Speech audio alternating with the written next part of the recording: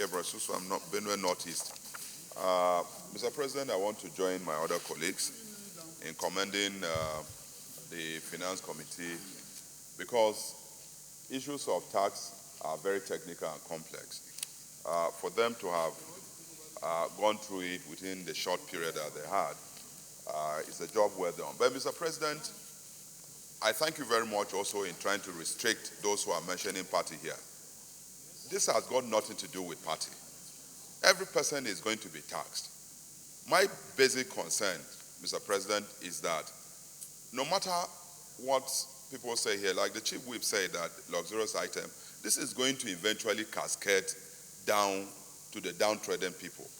And so I'm also concerned, and I raised this concern during the debate on MTEF as it regards the issue of VAT.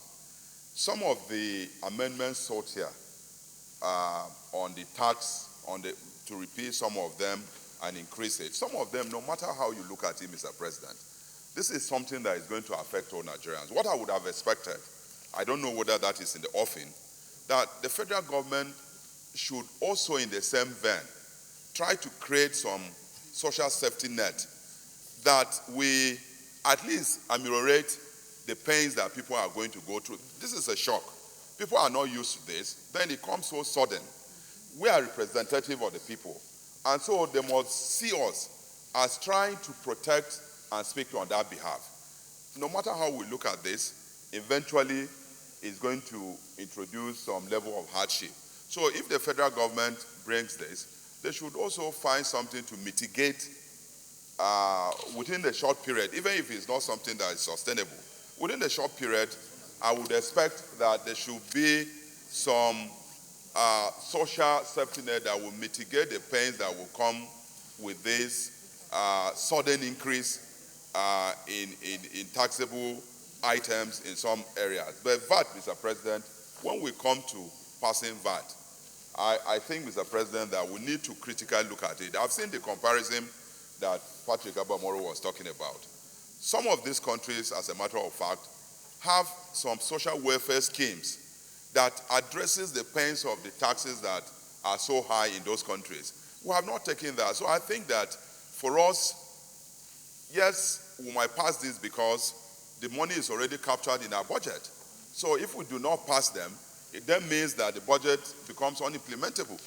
And so it does look like we have no option but to pass it.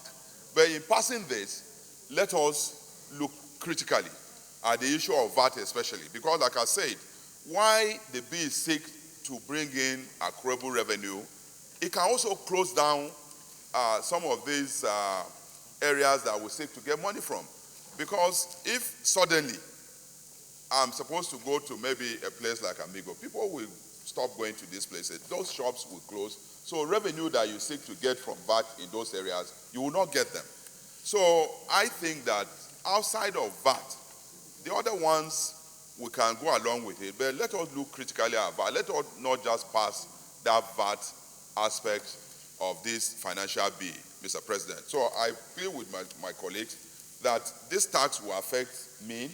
It will affect Malam Shetima from Borono. So it's not a tax that has anything to do with party. So people should not talk about party here.